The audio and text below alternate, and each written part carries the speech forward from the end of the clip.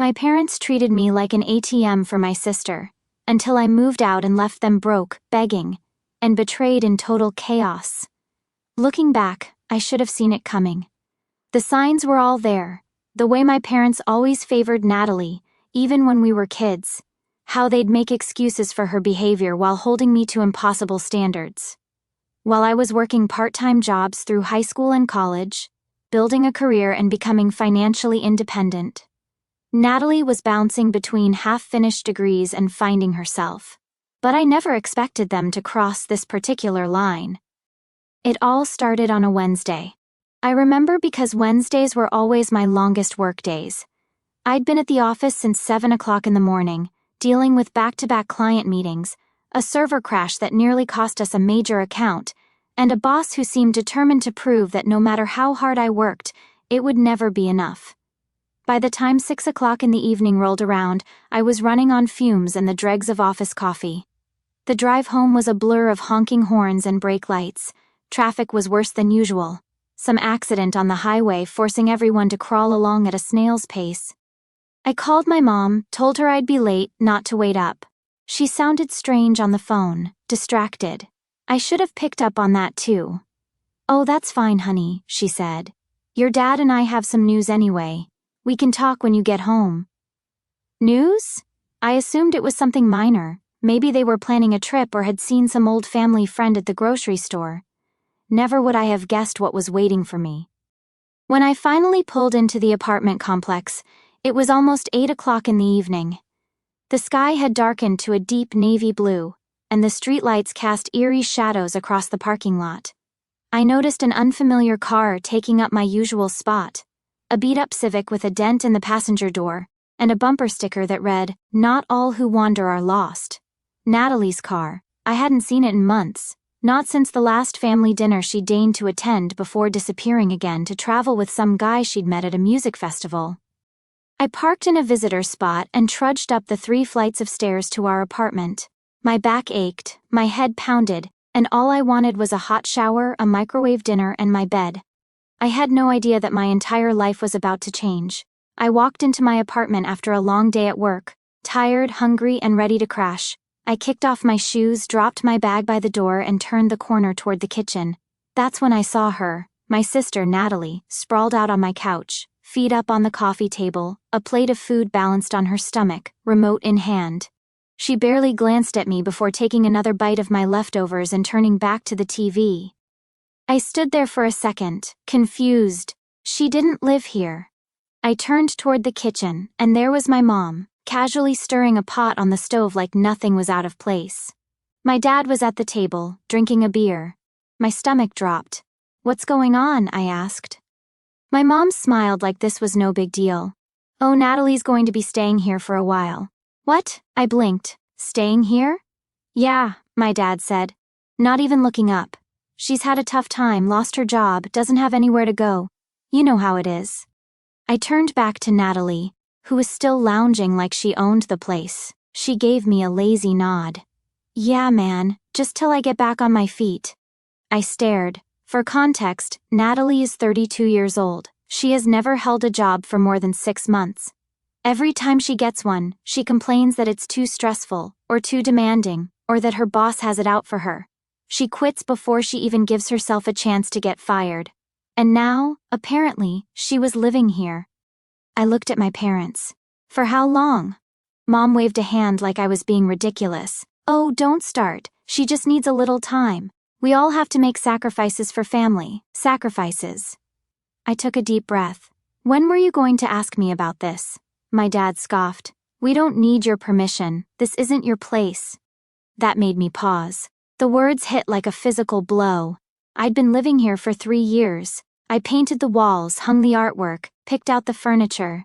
I'd made this space a home, and in one sentence my dad had reminded me that none of it was really mine. Technically, they were right. The lease was in their name.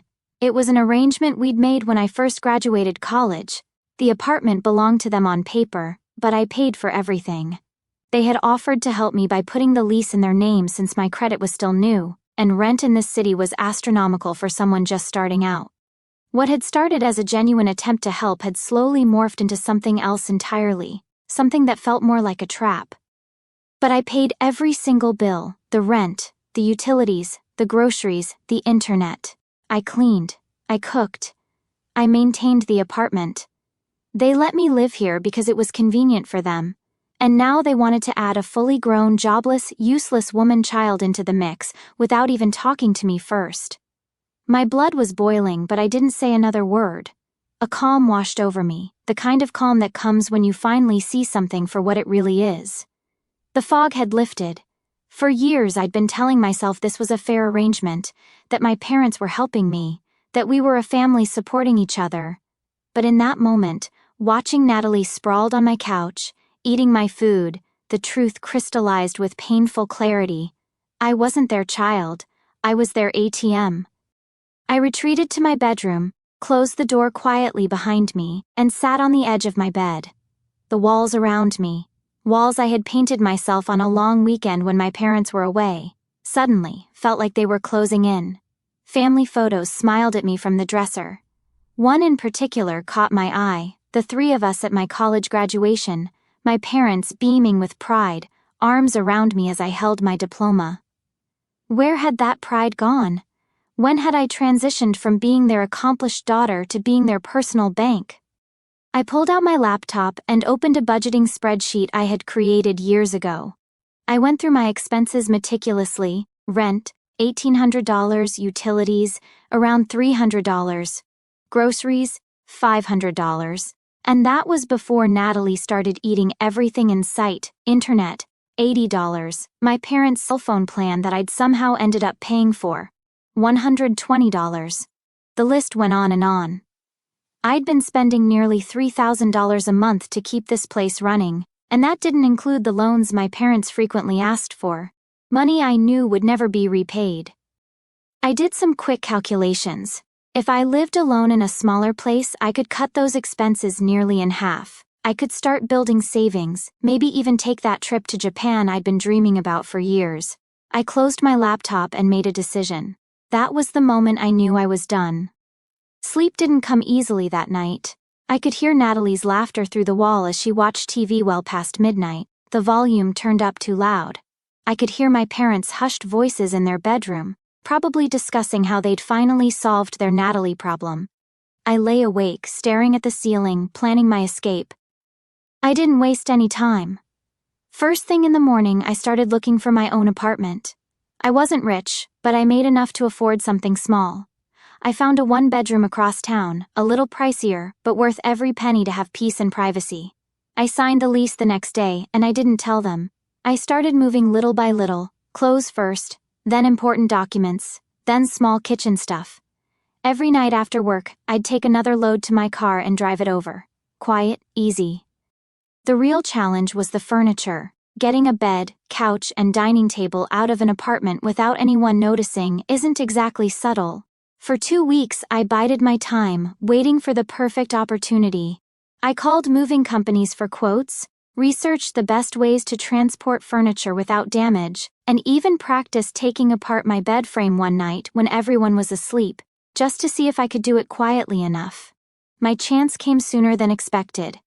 I overheard my mom on the phone with my aunt, planning a day trip to visit her. My aunt lived about an hour away, and these visits typically lasted all day. That same evening, I heard Natalie talking loudly on her phone about plans to crash at her friend Jamie's place to get away from all the family drama. The pieces were falling into place. But then I got lucky.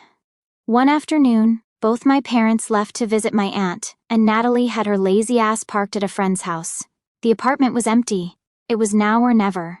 I called the moving company I'd already put on standby. "I need you here in an hour," I said. The dispatcher told me they couldn't guarantee such a quick arrival. I offered to pay double their usual rate. Suddenly, they could make it work. Next, I called my two closest friends, Mark and Jess. We'd been tight since college, and they were the only ones who truly understood my family situation. They'd listened to years of stories about my parents' manipulation and Natalie's entitlement. When I explained what I needed, they didn't hesitate. "We'll be there in 20, Mark said. I could hear him already grabbing his keys. Jess arrived first, carrying coffee and donuts. Fuel for the great escape, she said with a grin. Mark showed up minutes later with his toolbox and a determined look on his face. Let's do this, he said. We worked with military precision. Mark dismantled furniture while Jess and I packed last-minute items and carried smaller pieces down to my car. When the moving truck arrived, the three of us formed a human chain, passing boxes and furniture pieces to the two movers, who Tetrised everything into the truck with impressive efficiency. In 4 hours, we cleared out everything I owned, the bed, the couch, the TV, the dining table, everything that was mine. We took the artwork off the walls, leaving behind faded rectangles where frames had once hung. We emptied the kitchen of my expensive pots and pans, the good knife set I'd saved up for months to buy, the fancy coffee maker that had been a gift from my boss last Christmas. We cleared out the bathroom of my toiletries, the fluffy towels, even the shower curtain. As we worked, I couldn't help but think about what would remain. My parents and Natalie would return to find an apartment stripped of comfort and functionality. No dishes to eat from, no TV to watch, no comfortable furniture to lounge on, just bare walls, empty cabinets, and hollow rooms. Are you sure about this? Jess asked as we carried out the last box. It seems so final? I replied, surprised by the steadiness in my voice. It is final. They made their choice. Now I'm making mine. The movers finished loading the truck, and I handed them the address of my new place. They nodded and drove off, carrying my old life to my new beginning. Mark put his arm around my shoulders. Want us to stay with you tonight? First night in a new place can be weird. I shook my head. I need to do this part on my own, but thank you for everything. We hugged goodbye and they left, promising to check in tomorrow. I stood alone in what had been my home for 3 years, looking around at the bare walls, empty spaces. The apartment felt larger somehow, as if my belongings had taken up more space than I'd realized, or maybe it was my presence that had filled it, my energy, my care. I took one last walk through each room, making sure I hadn't forgotten anything important. In my old bedroom, I found a photo that had fallen behind the dresser, the same graduation picture I'd looked at the night I decided to leave.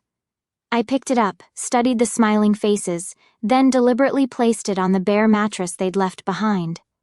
Let it be a reminder of what they'd thrown away. By the time I locked the door and left, the apartment looked like a hollowed-out shell. And I was gone. The first night in my new apartment was strange. As Mark had predicted, everything was mine, truly mine, but nothing felt quite right yet. Boxes were stacked in corners. Furniture was arranged temporarily, waiting to find its permanent place. I slept on a mattress on the floor because I hadn't had time to reassemble my bed frame.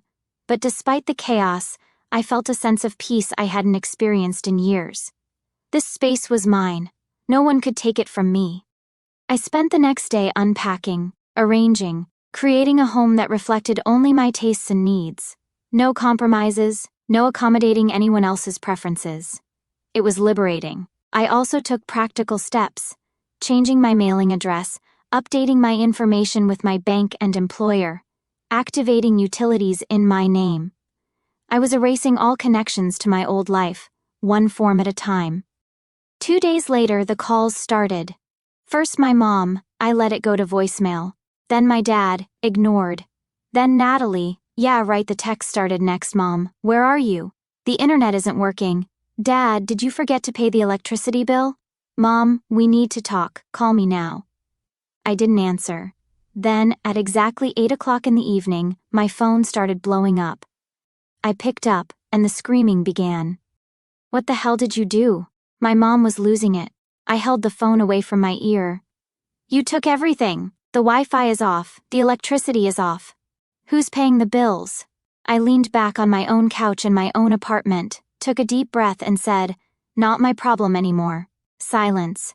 Then my dad's voice, angry, panicked. You better get your ass back here and fix this. I smiled. I don't live there anymore. More silence. Then my mom again. How could you do this to your own family? I laughed. Actually laughed. Oh, you mean like how you brought in Natalie without asking me, told me I had to make sacrifices for her. That's different, she snapped. No, I said calmly, it's not. She was breathing hard. You're just going to leave us like this? We can't afford everything alone. I shrugged, even though she couldn't see me. Guess you'll have to make some sacrifices. Click. I hung up. The weight that lifted from my shoulders in that moment was almost physical. For years I'd been carrying the burden of their expectations, their dependence, their manipulation. I'd been living in a cage of obligation, believing that's what family meant. Endless sacrifice with no boundaries, no reciprocity. But I'd broken free. I'd reclaimed my life. I walked to the kitchen of my new apartment, my kitchen, and poured myself a glass of wine. The bottle was an expensive one I'd been saving for a special occasion. This certainly qualified. I took my glass to the small balcony, sat in the single chair I'd placed there, and looked out at the city lights. The night was cool and clear, stars faintly visible above the urban glow. Traffic hummed in the distance, and somewhere nearby someone was playing soft jazz. This was mine, all mine. My phone kept vibrating with texts and calls, but I ignored it. I'd said what I needed to say. Eventually, I turned it off completely. Tomorrow would bring new challenges, new attempts from them to reel me back in, but tonight, I would savor my freedom. I finished my wine, took a long hot shower in my bathroom, and slid into my bed with fresh sheets that smelled like lavender. There were no sounds of Natalie's TV blaring through the wall, no muffled arguments between my parents, no footsteps in the hallway, no one eating my food in the kitchen, no one to please but myself. And for the first time in years, I slept like a baby.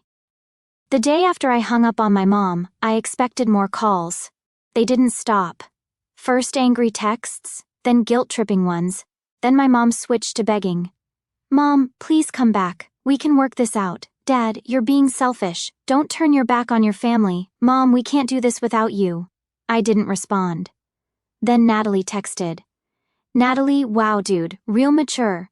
You left us high and dry. Us? Oh, I left her, high and dry. The woman who hadn't held a job in years, the same woman who moved into my place and took over my couch without asking. I ignored her too. Her texts grew increasingly desperate, alternating between guilt trips. How could you do this to your own sister? Anger, you're being so childish and petty, and pathetic attempts at reconciliation. I'm sorry if you feel hurt, but you could have talked to me. That last one almost made me respond. Almost. The classic non-apology, the shifting of blame back onto me. I'd heard it so many times before. I'm sorry if you feel hurt rather than I'm sorry I hurt you. It was manipulation 101, and I was no longer playing that game. Instead, I focused on building my new life. I hung artwork on the walls.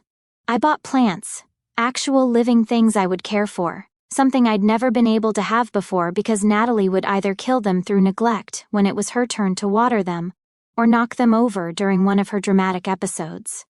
I established a morning routine that didn't involve tiptoeing around other people's moods. I came home from work and could count on everything being exactly as I'd left it.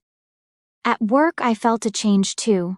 The constant background stress of home had been affecting me more than I'd realized. Now I was more focused, more creative, more present. My boss noticed. Whatever you're doing differently, keep it up, she said after I presented a new campaign that won us a major client. You're on fire lately. I made new friends in my apartment building. A retired teacher who lived across the hall and gave me cuttings from her thriving herb garden. A young couple on the first floor who invited me to their weekly game nights. The maintenance man who appreciated that I actually reported issues promptly instead of letting them worsen. Small connections, but meaningful ones, based on mutual respect rather than obligation. A week passed, then two. I checked in occasionally with my aunt, who kept me updated on the situation without judgment. According to her, chaos reigned at the apartment. The internet stayed off. Apparently none of them knew how to set up a new account or even pay the existing one. The lights flickered once, but I guess they managed to scrape together enough to pay the electric bill. Barely. Then my aunt, the only family member I still talk to, called. You are not going to believe what your parents just asked me, she said, already laughing. I leaned back on my couch. Oh, I have a few guesses. They want me to lend them money, she said, for rent. I smirked. Let me guess, because I abandoned them? Bingo. I could practically hear her rolling her eyes. I told them no, I'm not funding their poor decisions. Good. At least someone in the family has sense. Then she hesitated. But there's something else. I sat up. What? She sighed. Your dad's been talking about getting a second job. I blinked. My dad. The man who always bragged about how he worked hard his whole life. The same man who told me to suck it up every time I struggled to make ends meet, was struggling. I should have felt bad. I didn't. Guess he'll just have to make some sacrifices, I said, repeating his own words back. My aunt chuckled. Thought you'd like that. But then she dropped a bombshell. And Natalie, she said, your parents are getting sick of her. Apparently, the first week after I left, my parents were still treating Natalie like their precious little guest. But then reality hit. The apartment was a mess. The fridge was empty because I wasn't buying groceries anymore. The laundry piled up because I wasn't doing it. The bills were impossible to keep up with because I wasn't covering them. And Natalie, my aunt, didn't hold back the details. Your sister, she said with undisguised disgust, is something else. Apparently, Natalie had taken over my bedroom, the largest in the apartment, without discussion. She'd complained about having to sleep on the couch, my couch, which I'd taken with me, so my parents had given her my room. She'd thrown out the remaining furniture, a simple desk and bookshelf I'd left behind because they weren't worth the hassle, claiming they didn't match her aesthetic. She didn't lift a damn finger around the place. The dishes piled up in the sink until my mother, exhausted after her shift at the department store, would finally cave and wash them. Laundry overflowed from the hamper, most of it Natalie's. My dad had to clear a path through discarded clothes and food wrappers just to get to the bathroom in the morning. She sat around all day, watching shows on her laptop since the TV was gone, eating whatever food was left, and pretending nothing was wrong. She'd go out with friends who somehow always disappeared when she needed a place to crash or money for rent, and come home at all hours, waking my parents, who had to be up early for work. The apartment had become a disaster zone. My mother, who had always been house-proud, was embarrassed to have anyone over. My father, whose usual response to household problems was to retreat to his recliner and pretend they didn't exist, couldn't escape the chaos because I'd taken his recliner with me. My aunt described it as karma in real time. Then, as finances grew tighter and my parents realized they couldn't sustain this arrangement, my mom asked Natalie to help with money, not even a lot, just a contribution toward groceries and utilities. She told her, "It's time you started pulling your weight around here." And Natalie, the fully grown woman child, said, "That's not fair. I didn't ask to be put in this situation." My aunt nearly wheezed laughing when she told me this part of the story. She'd been visiting that day, dropping off some groceries because she knew my parents were struggling. She witnessed the entire exchange from her seat at what remained of the kitchen table. "Your mom lost it," my aunt said, her voice still holding a note of surprise. "I've never seen her like that before." Her face went completely red, and for a second, I thought she might actually throw something.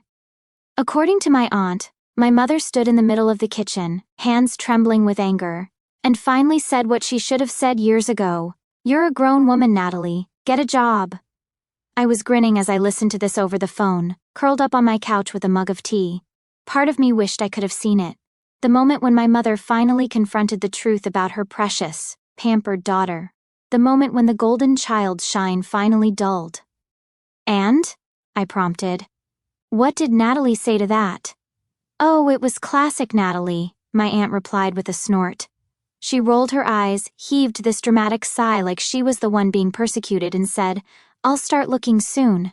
And she had the nerve to ask your mom for money to get her nails done because, and I quote, "I can't go to interviews looking unprofessional." We both knew what that meant. Natalie wasn't looking for a job. Natalie wasn't doing anything other than continuing the same patterns she'd maintained her entire adult life. The only difference was that I wasn't there to pick up the slack anymore. And now, my parents were finally realizing what I had known for years: Natalie was a parasite. One night, after almost a month of silence, I got a voicemail from my mom. I pressed play. Her voice was tired, not angry, not screaming, just tired. "Sweetheart," she started, "we need to talk." I raised an eyebrow. "We know things got out of hand," she continued, "but maybe we can find a way to work this out." A pause, then the kicker: "If you just move back in, things will go back to normal. We'll tell Natalie she has to leave." There it was. The exact thing I'd been waiting for. They weren't asking me to come home because they missed me. They were asking because they needed me, because I was the only one who kept things together. And only now, after they had gone through weeks of stress, struggle, and financial panic, did they finally realize my worth. I sat there, staring at my phone, and I smiled, because I wasn't done yet, not even close. I sat there, staring at my phone, replaying my mom's voicemail. If you just move back in, things will go back to normal. We'll tell Natalie she has to leave. They were finally desperate. I should have felt victorious, but instead I felt something else. Suspicion. See, my parents had never taken my side over Natalie, not once. And now suddenly they were willing to kick her out? Just like that? Something didn't add up. So, instead of ignoring them, I decided to play along. I called my mom back. "Hey," I said casually, "got your message." Her voice immediately perked up. "Oh, sweetheart, I knew you'd call." I said. "Just to be clear, you're saying that if I move back in, Natalie has to leave?" A pause, too long of a pause. Then she sighed. "Well, we're still talking to her about it." I almost laughed. There it was. They weren't planning to kick her out at all. They just wanted me back to keep paying for everything. And I was about to call her out on it when she said something that changed everything. "It's just..." She hesitated. "Natalie already signed a job contract. She's going to start work next week." I blinked. "She what?" "She got a job," she said, excited now. "Isn't that wonderful?" I sat there stunned. Natalie working? Something wasn't right. I hung up and immediately called my aunt. "Natalie got a job," I said flatly. She burst out laughing. "Please," she said, "your sister wouldn't work a real job if her life depended on it." "Yeah, well, Mom says she signed a contract." My aunt stopped laughing. "What kind of contract?" she asked slowly. I frowned. "I don't know. She didn't say." "Find out," my aunt said, suddenly serious. "Something's off." And she was right. I texted my mom. "What job did Natalie get?" "Mom, oh, something in finance," she said. "It's remote work." Remote work. That set off alarm bells. I went straight to Google and looked up common job scams, and there it was. Fake remote finance jobs, a classic scam. The company sends a fake check, tells you to deposit it and send back a portion for office supplies, and then the check bounces, leaving you thousands in debt. My stomach dropped. Natalie had no clue what she'd just walked into. I could have told my mom right then. I could have warned them. But then I thought about all the crap they'd put me through, how they took my money, took my space, took me for granted. And now, for the first time ever, Natalie was about to feel the consequences of her own laziness. So instead of warning them, I waited. And 2 weeks later, the call came. It was my mom, sobbing. "She's been scammed," she wailed. "Natalie's bank account is negative. They took everything." I stayed silent. "We don't know what to do," she cried. "She owes over $3,000. I leaned back, calm as ever. "Damn, that's rough." My dad grabbed the phone. "We need your help." I almost choked laughing. "My help? You've got savings," he said quickly. "Just lend us some money to get Natalie back on her feet, just until we figure this out." I almost admired the audacity. They had spent years using me, had replaced me with Natalie without hesitation, had let me struggle, never once offering to help. And now they wanted my money. I took a deep breath and then I said the most satisfying words of my life. "You'll just have to make some sacrifices for family." Click. I hung up. Days passed. Then another week. I ignored every text, every call. Then one day, my aunt called me, sounding giddy. "You are not going to believe this." I raised an eyebrow. "Try me. Natalie's moving out." I froze. "Wait, what?" "Yep," she said, practically giggling. "Your parents finally snapped. They told her if she's not contributing, she has to go." Oh, this was too good. "Natalie actually leaving?" I said, still processing it. "Yep." "And you know what she said?" I grinned. "Something stupid, I'm guessing." She said, "This is so unfair. I'm your daughter. I lost it because for years they treated Natalie like their golden child. Let her get away with everything, and now when the money was gone, when the free ride was over, she finally learned what it felt like to be discarded. And I was thriving. I had my own place, my own peace, my own life. And I hadn't sacrificed a damn thing." A few days after my aunt told me the news, I got a text from Natalie. "Natalie, wow, so you're really not going to help me?" I stared at my phone. Then another text popped up. "Natalie, you're such a selfish piece of..." I smirked. "Didn't you say it was immature when I moved out? Funny how that works." I put my phone on Do Not Disturb. After Natalie got kicked out, I thought my parents would finally leave me alone. Nope. A week later, they showed up at my apartment, unannounced. I opened the door, and there they were, my mom looking all sad and pitiful, my dad with his arms crossed like he was still in charge of something. I didn't say a word, just stared at them. My mom sighed. "Can we come in?" "No."